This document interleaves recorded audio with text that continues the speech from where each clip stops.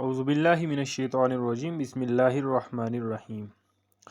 تو حمزہ سے بننے والے الفاظ ہم پڑھ چکے ہیں معنی اور تفصیل کے ساتھ، تو آج با سے بننے والے الفاظ ہم پڑھنے جا رہے ہیں، ان کے معنی، ترجمہ اور تفصیل سے ان کی بھی اسٹڈی کرنے جا رہے ہیں۔ تو سب سے پہلا ہے با حمزہ را، البئر،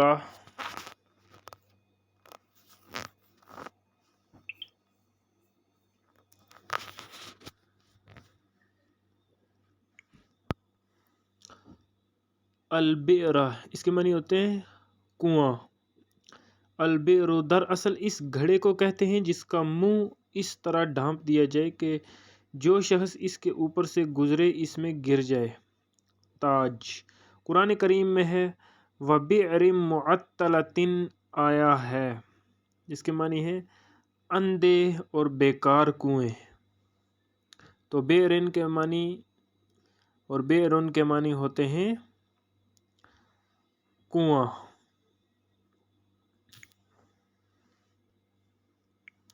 نیکسٹ مادہ ہے با حمزہ سین، باعث، بئس اس کے معنی ہوتے ہیں برا۔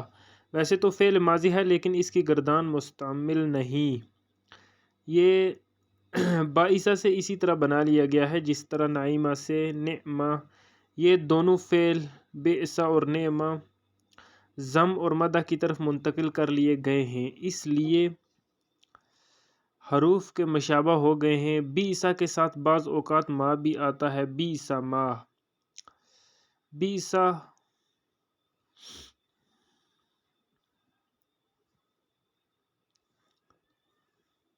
البعث کے معنی ہے سخت مصیبت، جنگ میں شدت، سختی، قوت۔ لا باس علیک یعنی لا خوف، لا خوف۔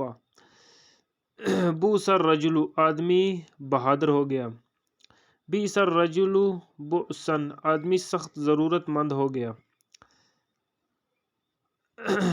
الباساء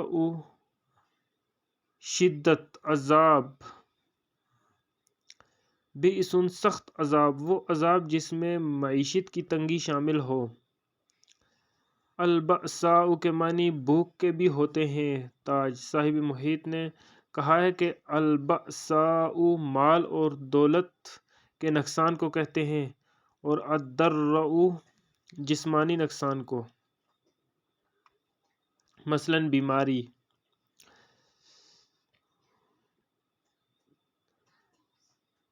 المبتئس غمگین و حزین کو کہتے ہیں۔ قرآن کریم میں بأسا شدیداً بمقابلہ اجرا حسنا آیا ہے، یہاں اس کے معنی غلط اعمال کے ناخوشگوار نتائج۔ سورۃ اعراف میں ہے فجاءھا بأسنا، جب اس بستی پر ہمارا عذاب آیا، یعنی قانون مکافات کی روح سے سخت مصیبت آ گئی جو ان کی بدعمالیوں کا نتیجہ تھی۔ سورۃ بنی اسرائیل میں ان طاقتور جنگجو قسم کے لوگوں کے لیے اولی بأس آیا ہے جو سخت مصیبت لاتے ہیں۔ سورۃ الحدید میں فولاد کے متعلق ہے فیہ بأس شدید، اس میں بڑی سختی ہے۔ ابتباس کے معنی ہے برا ماننا، غمگین ہونا۔ سورۃ ہود میں حضرت نوح سے کہا گیا ہے کہ فَلَا تَبْتَئِسْ بِمَا كَانُوا يَفْعَلُونَ، یہ مخالفین جو کچھ کرتے ہیں اس کی وجہ سے غمناک نہ ہو یا ان کے متعلق دل گرفتہ نہ ہو کہ یہ ہلاک ہو جائیں گے، ان کے اعمال ہی ایسے ہیں۔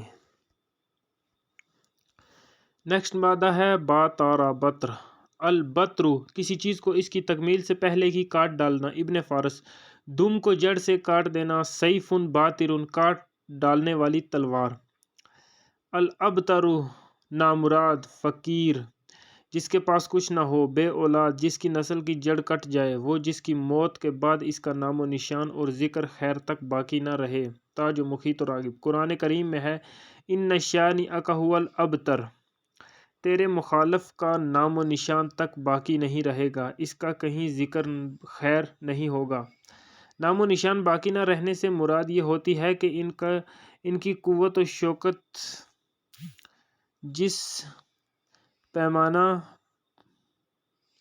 پر وہ اس قدر مخالفت کرتے ہیں سب ختم ہو جائے گی اور انہیں زندگی کے خیر و برکت سے کوئی حصہ نہیں ملے گا۔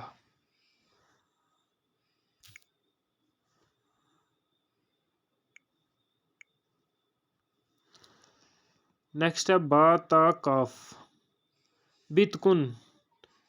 بتکن کے بنیادی معنی کاٹنے کے ہیں، نیز کسی کے بال یا پر وغیرہ پکڑ کر اپنی طرف اس طرح کھینچنا کہ جڑ سے اکھڑ جائیں۔ چنانچہ البت کا تو ان اکھڑے ہوئے پروں یا بالوں کو کہتے ہیں۔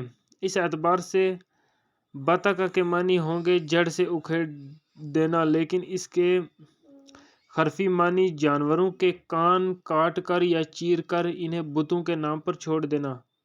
یہ جاہلیت عرب کا رواج تھا۔ تاج محیط اور راغب۔ سورۃ النساء میں ہے فَلَيُبَتِّكُنَّ آذَانَ الْأَنْعَامِ، سو وہ جانوروں کے کان چیریں گے۔ السیف الباطق، کاٹنے والی تلوار کو کہتے ہیں۔ تاج محیط اور راغب۔ ابن فارس نے اس کے بنیادی معنی کاٹنے کے لکھے ہیں۔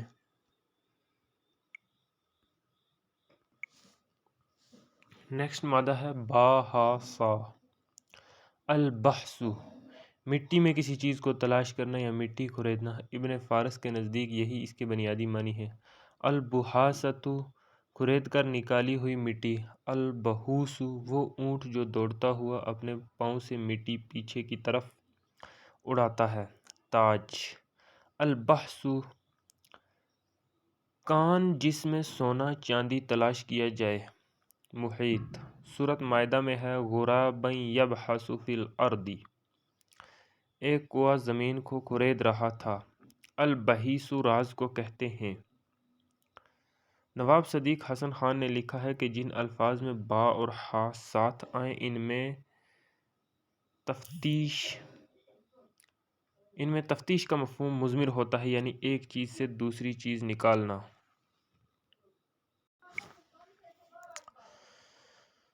یہ سورہ المائدہ کی آیت نمبر 31 میں استعمال ہوا ہے۔ فَبَعَثَ اللَّهُ غُرَابًا يَبْحَثُ فِي الْأَرْضِ لِيُرِيَهُ كَيْفَ يُوَارِي سَوْءَةَ أَخِيهِ قَالَ يَا وَيْلَتَا أَعْجَزْتُ أَنْ أَكُونَ مِثْلَ هَٰذَا الْغُرَابِ فَأُوَارِيَ سَوْءَةَ أَخِي فَأَصْبَحَ مِنَ النَّادِمِينَ۔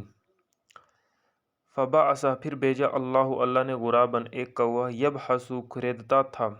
تو یہاں پہ استعمال ہوا ہے بحث یبحث، جس کے معنی ہوتے ہیں کھریدنا، فی الارض، زمین میں، لیوریہ، تاکہ اسے دکھائے، کیفا، کیسے، یواری، وہ چھپائے، سوءۃ، لاش، اخیہ، اپنے بھائی کی۔ قال، اس نے کہا، یا ویلتا، ہائے افسوس مجھ پر، اعجزت، مجھ سے نہ ہو سکا، ان اکونا، کہ میں ہو جاؤں، مثل، جیسا، ھذا، اس کی طرح، یعنی اس کا ھذا الغرابی، اس کوے کی طرح۔ فاواری، پھر چھپاؤں، سوءۃ، لاش، اخی، اپنے بھائی کی۔ فاصبح، پس وہ ہو گیا، من النادمین، نادم ہونے والوں میں، تو وہ نادم ہو گیا، شرمسار ہو گیا۔ نیکسٹ مادہ ہے باہارا۔ البحر، وسیع پیمانے پر شق کرنے، پھاڑنے یا چیرنے کو کہتے ہیں۔ چنانچہ دریا، سمندر کو بھی اسی لیے بحر کہتے ہیں کہ وہ زمین میں کھدا ہوا ہوتا ہے۔ کان کے چیرنے کو بھی بحرن کہتے ہیں، چنانچہ وہ اونٹنی یا بکری جو 10 بچے جن چکتی تھی، اس کا کان چیر کر بتوں کے نام پر چھوڑ دیا کرتے تھے، اسے بحیرۃ کہتے تھے۔ تاج۔ نواب صدیق حسن خان نے لکھا ہے کہ جن الفاظ میں با اور ہا ایک ساتھ ہوں ان میں تفتیش کا مفہوم مضمر ہوتا ہے، یعنی ایک چیز سے دوسری چیز نکالنا۔ ابن فارس نے خلیل کے حوالے سے کہا ہے کہ بحرن کو بحر اس کی وسعت کی بنا پر کہتے ہیں، دریا جس کا پانی مسلسل بہتا رہے بحرن کہلاتا ہے، جیسے دجلہ یا نیل، اور سمندر کو بحرن کبیرن کہتے ہیں۔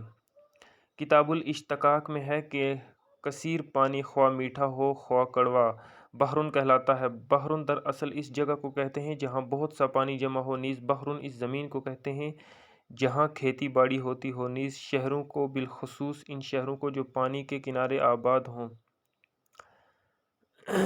تاجولین ظہر الفساد فی البر والبحر،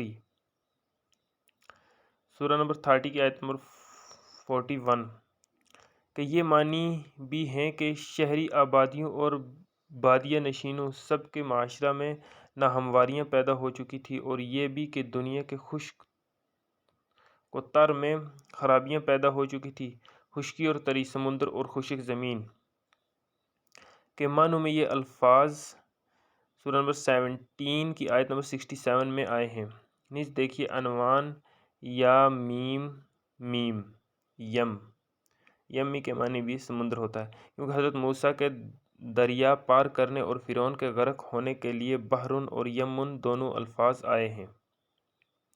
البقر کی آیت نمبر 50 اور سورہ نمبر 20 کی آیت نمبر 77 اور 78۔ قرآن کریم میں صید البحر و طعامہ، سمندر کے شکار کو حلال قرار دیا ہے۔ صیدن بولتے ہیں شکار کو، صید البحری سمندر کا شکار، و طعامہ اور اس کا کھانا، یعنی اسے حلال قرار دیا، یعنی اسے بھی جسے تم خود پکڑو اور وہ بھی جسے پانی خود بہت باہر اچھال دے، یا جو پانی کے پیچھے ہٹ جانے سے خشکی پر رہ جائے۔ دیکھیے عنوان طا عین میم طعام۔ نیکسٹ مادہ ہے با خا سین، البخس، اس کے معنی ہوتا ہے کم کرنا، ظلم کرنا، تاج۔ حقوق میں کمی کرنے کا نام ظلم ہے، اسی لیے ابن السکیت نے کہا ہے کہ بخسن کے معنی حق سے کم دینا یا حق میں کمی کرنا۔ الباخس تھوڑی سی ناقص چیز۔ راغب البخس چونگی یا معصول جو والی ملک وصول کرتا ہے۔ ابن فارس نے کہا ہے کہ اس کے بنیادی معنی نقص اور کمی کے ہوتے ہیں۔ سورۃ البقرہ میں ہے وَلَا يَبْخَسُ مِنْهُ شَيْئًا، وَلَا يَبْخَسُ مِنْهُ شَيْءٌ، اور اس میں ذرا بھی کمی نہ کرے۔ ولا اور نہ، یبخس وہ کمی کرے، منہ اس میں، شیئن کچھ بھی۔ سورۃ الجن میں ہے فلا یخاف بخسا ولا رہقا، اسے نہ اس کا خوف ہوگا کہ اس کے حقوق میں کمی ہوگی اور نہ ظلم و زیادتی کا ڈر۔ تو بخسن کے معنی ہوتے ہیں کمی کرنا، حقوق میں کمی کرنا وغیرہ۔ سورہ یوسف میں حضرت یوسف کے متعلق ہے شروہ بثمن بخس، اس کے لفظی معنی ہے اسے تھوڑی سی قیمت کے عوض بیچ دیا، لیکن زجاج نے کہا ہے کہ اس کے معنی ظلم و زیادتی سے اسے فروخت کر دیا، کیونکہ انسان کا بیچنا ممنوع ہے۔ نواب صدیق حسن خان نے لکھا ہے کہ جن الفاظ میں با اور خا اکٹھے آئیں ان کا مفہوم آنکھ کو پھوڑ دینا یا اسی قسم کی کوئی اور بات کرنا ہوتا ہے، اس سے ظلم اور زیادتی کا تصور سامنے آ جاتا ہے۔ تو بخسن کے معنی ہوتے ہیں کمی کرنا، حقوق وغیرہ میں کمی کرنا۔ نیکسٹ مادہ ہے البخاء، گردن کی ایک رگ کا نام ہے جو گدی کے اندر ہوتی ہے۔ بخا بالشاۃ کے معنی ہے اس نے بکری کو اس زور سے ذبح کیا کہ اس کی بخاؤں تک کاٹ ڈالی، یہ اس کے اصلی معنی ہے۔ اس کے بعد یہ لفظ ہر مبالغہ کے لیے استعمال ہونے لگا۔ بخا نفسہ یبخا، خود کو غم یا غصہ سے مار ڈالنا۔ بخا الارض بالزراعۃ، وہ زمین میں مسلسل کھیتی کرتا رہا جس سے زمین کی ساری قوت ختم ہو گئی۔ قرآن کریم میں نبی اکرم صلی اللہ علیہ وسلم کے متعلق ہے لعلک باخع نفسک علی آثارہم، سورہ نمبر 18 کی آیت نمبر 6 یعنی سورہ الکہف میں، تو اس غم میں کہ یہ لوگ ایمان کیوں نہیں لاتے اپنے آپ کو ہلاک کر لے گا۔ غور کیجئے کہ ایک داعی الحق طبیب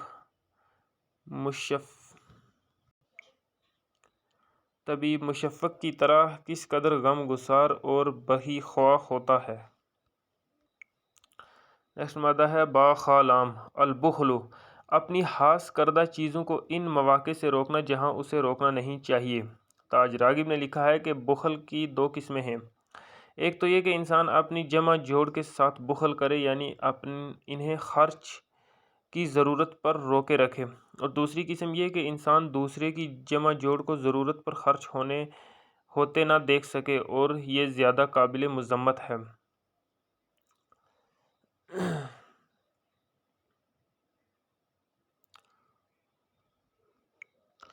مؤخر الذکر کے لیے دیکھیے سورہ نمبر 4 کی آیت نمبر 37، یعنی سورہ نساء۔ راغب صاحب محیط نے کلیات کے حوالے سے لکھا ہے کہ بخل اشیاء کے روک لینے کو کہتے ہیں، اور شخن اس جذبہ کو کہتے ہیں جس کے ماتحت انسان ایسا کرتا ہے۔ محیط یعنی شخن میں حرص اور بخل دونوں جذبے ہوتے ہیں۔ قرآن کریم میں ہے الذین یبخلون ویأمرون الناس بالبخل ویکتمون ما آتاہم اللہ من فضلہ، وہ لوگ جو رزق کو روک رکھتے ہیں اور لوگوں کو بھی اس کا حکم دیتے ہیں کہ وہ سامان زیست کو روک کر رکھ لیں، اور جو کچھ اللہ نے انہیں اپنے فضل سے دے رکھا ہوتا ہے اسے چھپاتے ہیں۔ وَيَكْتُمُونَ، اور چھپاتے ہیں، ما آتاہم اللہ، جو اللہ نے عطا کیا ہوتا ہے، من فضلہ، اپنے فضل سے، یعنی اسے بھی وہ روکے رکھتے ہیں۔ قرآن کی تعلیم کا مرکزی نکتہ یہ ہے کہ انسان پوری محنت سے کمائی کرے، پھر اس میں صرف اپنی ضروریات کے لیے لے اور باقی سب کچھ نوع انسانی کی ربوبیت کے لیے کھلا رکھ دے۔ دیکھیے عنوان نون فا کاف۔ نیکسٹ مادہ ہے با دال حمزہ بدأ بہ، بدأ و ابتدا، کسی چیز کے ساتھ شروع کرنا۔ بدأ الشیء، اس چیز کو شروع کر دیا، اس نے پہل کی۔ فلان ما یبدی و ما یعید، فلاں آدمی نہ از خود کوئی بات کرتا ہے اور نہ ہی کسی بات کا جواب دیتا ہے۔ البدیع، سردار اول۔ بدأ من ارضہ الی اخری، اپنی زمین سے دوسری زمین کی طرف نکل کھڑا ہوا، اپنا ملک چھوڑ گیا۔ تاج البدء الابداع، کسی چیز کو اس کے غیر ماسوا پر مقدم کرنا۔ تاج بادئ الرائے، وہ رائے جو ابتدا قائم کر لی جائے۔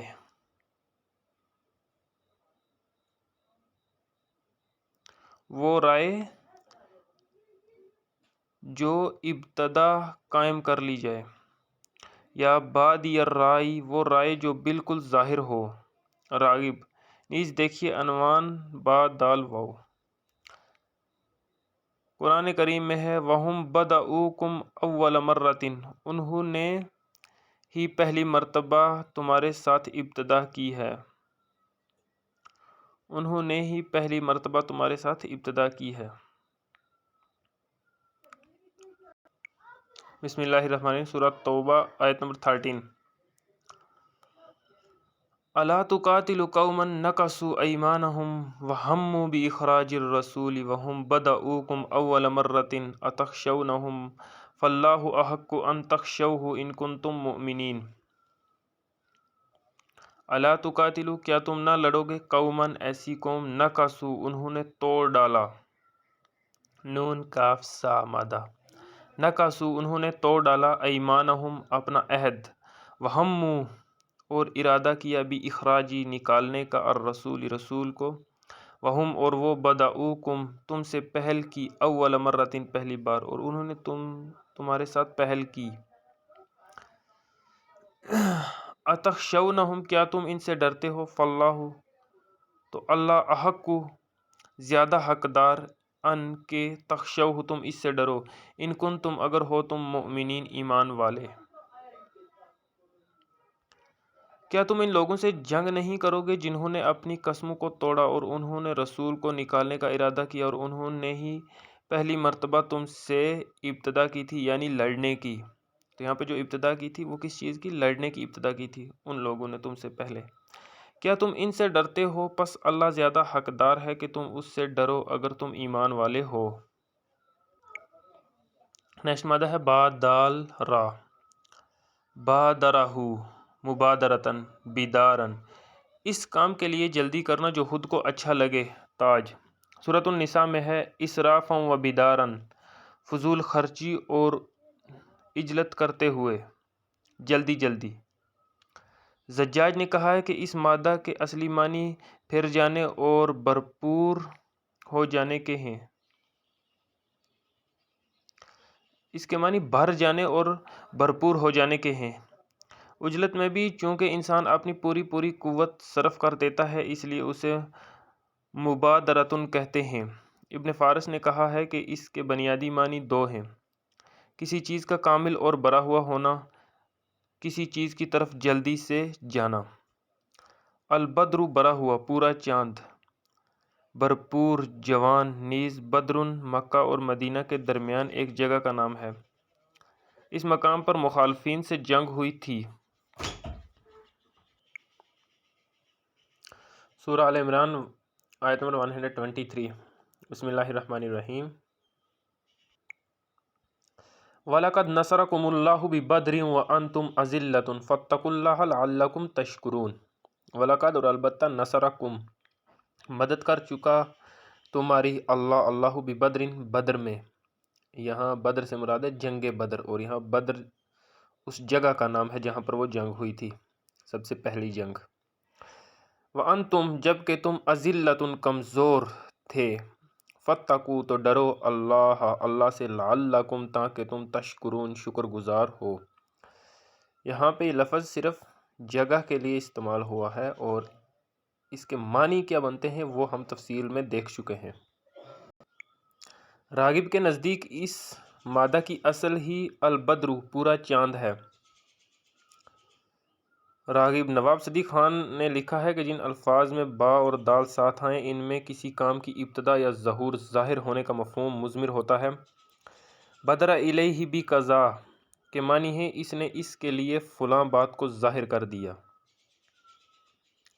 العلم الخفاق، اس سے البدر کے معنی واضح ہو جاتے ہیں، یعنی ظہور کامل۔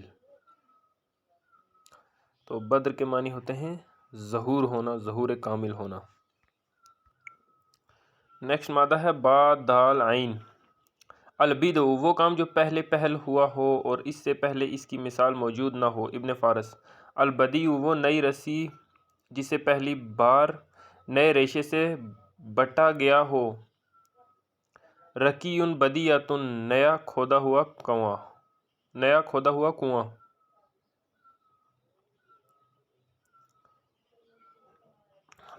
رقیع، تو با والے مادہ میں ہم نے سب سے پہلے جو مادہ دیکھا تھا بئر، البئر اس کے معنی بھی ہوتے ہیں کنواں، اور رقیع کے معنی بھی کنواں ہوتے ہیں۔ رقیع بدیعۃ نیا کھودا ہوا کنواں۔ نواب صدیق حسن خان نے لکھا ہے کہ جن الفاظ میں با کے ساتھ دال آئے ان میں ابتدا اور ظہور کا مفہوم مضمر ہوتا ہے۔ راغب نے لکھا ہے کہ الابداع کے معنی ہے کسی چیز کو بغیر کسی کی تقلید کے از خود پیدا کرنا، اور جب یہ لفظ خدا کے لیے بولا جائے تو اس کے معنی ہوتے ہیں کسی چیز کو بغیر آلہ، بغیر مادہ اور بغیر زمان و مکان کے ایجاد کرنا۔ بدیع السماوات والارض، البقرہ کی آیت نمبر 117 کا یہی مفہوم ہے، یعنی اللہ نے زمین اور آسمان کو بغیر کسی آلہ اور بغیر کسی نمونے کے بنایا ہے، بغیر کسی ماڈل کے بغیر، یعنی اللہ کے پاس نہ ہی کوئی پہلے ماڈل تھا کہ کس طرح سے بنانا ہے اور نہ ہی بنانے کے لیے کوئی اوزار تھا، تو سب سے پہلے پہل اللہ نے اسے کس طرح سے بنانا ہے بس بنا دیا۔ محیط اس کے معنی اوریجنیٹر کے ہیں۔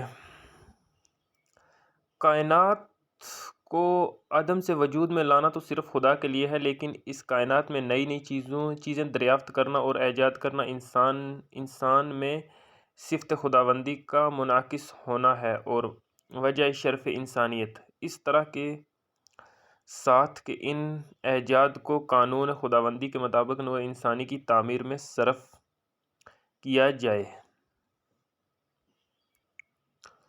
قرآن میں ہے قُلْ مَا كُنْتُ بِدْعًا مِّنَ الرُّسُلِ، قُلْ فرما دیجئے، کہہ دیجئے، ما کنت نہیں ہوں میں، بدعًا نیا، من الرسل رسولوں میں، آپ کہہ دیجئے کہ میں رسولوں میں نیا نہیں ہوں، آپ کہہ دیجئے کہ میں کوئی نیا رسول نہیں ہوں۔ تو بدعًا کے معنی ہوتے ہیں نیا، اسی سے لفظ بدعت بھی نکلتا ہے، یعنی کوئی ایسا کام شروع کرنا جس کی دین میں پہلے سے گنجائش نہ ہو، کوئی نیا ایسا کام شروع کرنا وہ بدعت کہلاتا ہے۔ میں کوئی پہلا رسول نہیں ہوں، مجھ سے پہلے بھی رسول آتے رہے ہیں، یہ نبی پاک صلی اللہ علیہ وسلم کے لیے ہے۔ نیکسٹ مادہ ہے با دال لام، بدل، بدل، بدیل، جو چیز کسی دوسری چیز کے قائم مقام بن جائے، جو کسی کا عوض یا بدل بن جائے۔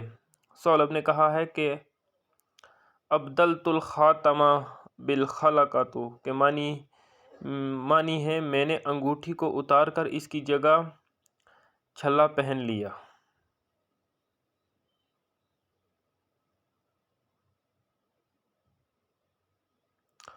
اور بدلت الخاتم بالخلقۃ کے معنی ہے میں نے انگوٹھی کو پگھلا کر اس کا چھلا بنا لیا۔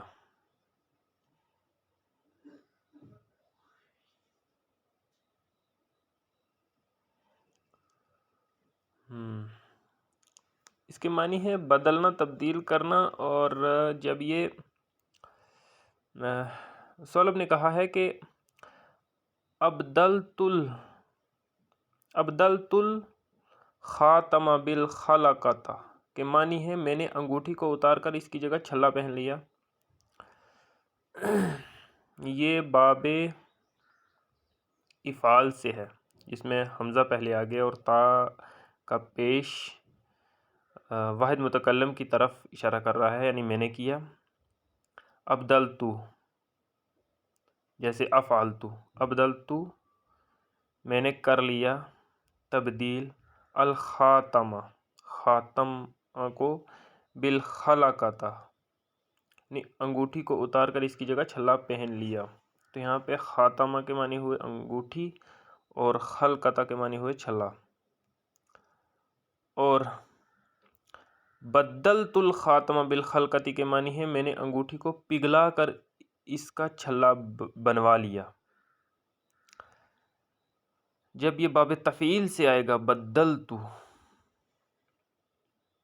البدلت الخاتم، تب اس کے معنی ہو جائیں گے پگھلا کر کسی چیز کو دوسری چیز میں تبدیل کرنا، کنورٹ کرنا۔ بدلت الخاتم بالخلقۃ کے معنی ہے میں نے انگوٹھی کو پگھلا کر اس کا چھلا بنوا لیا، یعنی تبدیل، باب تفعیل سے ہے یہ۔ تو یہ ہے کہ ایک صورت سے دوسری صورت بدل دی جائے، جو ہر سبسٹنس وہی باقی رہے، جوہر اور سبسٹنس وہی باقی رہے، یعنی جو اس کا مادہ ہے وہ تو وہی رہے، یعنی چھلے کو جب پگھلا کر انگوٹھی کو پگھلوا کر چھلا بنوا لیا تو اس کا جو مادہ تھا، سبسٹنس تھا، وہ تو وہی رہا۔ اور ابدال ان کے معنی ہے ایک جوہر کو چھوڑ کر دوسرا جوہر اختیار کر لینا۔ مبادلت ان کے معنی ہے جیسی چیز اس سے لی اس کی مثل اسے دی۔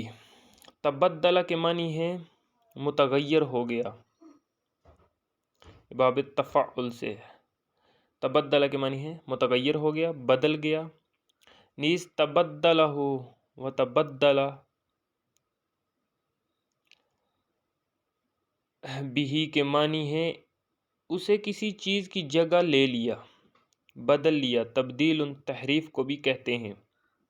قرآن کریم میں بدلاً سورہ نمبر 18 کی آیت نمبر 50، یعنی سورہ الکہف کی آیت نمبر 50 میں آیا ہے بدلہ معاوضہ کے معنی میں آیا ہے، اور بدلہ سورہ نمبر 27 کی آیت نمبر 11 ایک چیز کی جگہ دوسری چیز تبدیل کر لینے کے لیے۔ سورۃ الروم میں ہے لا تبدیل لخلق اللہ، خدا کا عمل تخلیق کبھی نہیں بدلتا۔ ولا مبدل لکلمات اللہ، سورہ نمبر 6 کی آیت نمبر 34 یعنی سورہ الانعام کی آیت نمبر 34 میں ہے قوانین خداوندی کو تبدیل کرنے والا کوئی نہیں۔ مبدل یہاں پر فاعل ہے باب تفعیل سے، فعل یفعل مفعلا یعنی تبدیل کرنے والا۔ ولا مبدل نہیں ہے تبدیل کرنے والا کوئی لکلمات اللہ، اللہ کے کلامات کو، یعنی نہ تو ان میں کسی قسم کا تغیر و تبدل ہو سکتا ہے اور نہ ہی ان کی جگہ کوئی اور قوانین لے سکتے ہیں۔ سورۃ تحریم میں ہے ان طلقکن ان یبدلہ ازواجا غیرا منکن، اگر وہ تمہیں طلاق دے دے تو خدا اسے تم سے بہتر بیویاں بدل کر دے دے۔ سورۃ الاحزاب میں ہے ولا ان تبدل بہن، نہ یہ کہ تو ان کی جگہ دوسری بیویاں لے لے۔ سورۃ النساء میں ہے استبدال زوج مکان زوج، ایک بیوی کی جگہ دوسری بیوی کی تبدیلی چاہنا۔ استبدال باب استفعال سے ہے جس کے معنی ہوتے ہیں چاہنا، استفعال سے جو بھی مادہ آتا ہے اس میں چاہنے کے معنی پائے جاتے ہیں، تو استبدال بدلنا چاہنا۔ استبدال قوم، قومی کے لیے دیکھیے، استبدالی قومی کے لیے دیکھیے آیت نمبر 47 سورہ نمبر 47 کی آیت نمبر 38، یہ سورہ محمد کی آیت نمبر 38 ہے۔ ہا انتم ہؤلاء تدعون لتنفقوا فی سبیل اللہ فمنکم من یبخل ومن یبخل فانما یبخل عن نفسہ واللہ الغنی وانتم الفقراء وان تولوا یستبدل قوما غیرکم ثم لا یکونوا امثالکم۔ ہا انتم، یہ تو ہو، یہ تم ہو، ہا انتم یہ تم ہو، ہا اولائی ہاں وہ لوگ، تدعون تمہیں پکارا جاتا ہے، لتنفقوا کہ تم خرچ کرو، فی سبیل اللہ اللہ کے راستے میں، فمنکم پھر تم میں سے من کوئی ایسا ہے کہ یبخل بخل کرتا ہے، ومن اور جو یبخل بخل کرتا ہے، فانما تو اس کے سوا نہیں، یبخل وہ بخل کرتا ہے، عن نفسہ اپنے آپ سے، واللہ الغنی اور اللہ بے نیاز ہے، وانتم الفقراء اور تم محتاج، وَإِنْ اور اگر تتولوا تم روگردانی کرو گے، یستبدل وہ بدل دے گا، یستبدل وہ بدل دے گا، قومن یعنی وہ بدل دینا باب استفعال سے ہے، یعنی وہ بدل دینا چاہے گا، یستبدل وہ بدل دے گا، قومن دوسری قوم، غیرکم تمہارے سوا، ثم پھر لا یکون وہ نہ ہوں گے، امثالکم تمہارے جیسے۔ نیکسٹ مادہ ہے با دال نون، البدن جس کے معنی ہے جسم، سوائے سر اور ہاتھ پاؤں کے، لیکن ازہری نے کہا ہے کہ یہ لفظ تمام جسم کے لیے بولا جاتا ہے۔ تاج راغب نے کہا ہے کہ بدن جسم کو جثہ کے اعتبار سے کہتے ہیں اور جسدن رنگ کے اعتبار سے۔ راغب ابن فارس نے کہا ہے کہ اس کے بنیادی معنی خود کسی چیز کے ہیں، اس کی اعتراف کے نہیں۔ قرآن کریم میں فرعون کے متعلق ہے فَالْيَوْمَ نُنَجِّيكَ بِبَدَنِكَ، آج ہم تیرے بدن یعنی لاش کو محفوظ کر دیں گے۔ مصر میں رواج تھا کہ وہ بڑے بڑے لوگوں کی لاشوں کو ممی بنا کر محفوظ کر لیتے تھے، چنانچہ فراعنہ مصر کے قدیم مقبروں سے اس قسم کی ممی شدہ لاشیں بہت سی برآمد ہوئی ہیں۔ جس فرعون نے حضرت موسیٰ علیہ السلام کا پیچھا کیا تھا وہ پانی میں غرق ہو گیا تھا، اس لیے اس طرف خیال جاتا تھا کہ اس کی لاش ضائع ہو گئی ہوگی، لیکن قرآن نے آج سے قریب 1400 برس پہلے بتا دیا کہ اس کی لاش بھی پانی سے نکال کر محفوظ کر کے رکھ دی گئی تھی، چنانچہ جو ممی شدہ لاشیں برآمد ہوئی ہیں ان میں اس کی لاش بھی موجود ہے۔ دیکھیے انسائکلوپیڈیا برٹانیکا، نیز میری کتاب برکتور۔ ویسے بدنٌ ذرہ کو بھی کہتے ہیں کیونکہ وہ جسم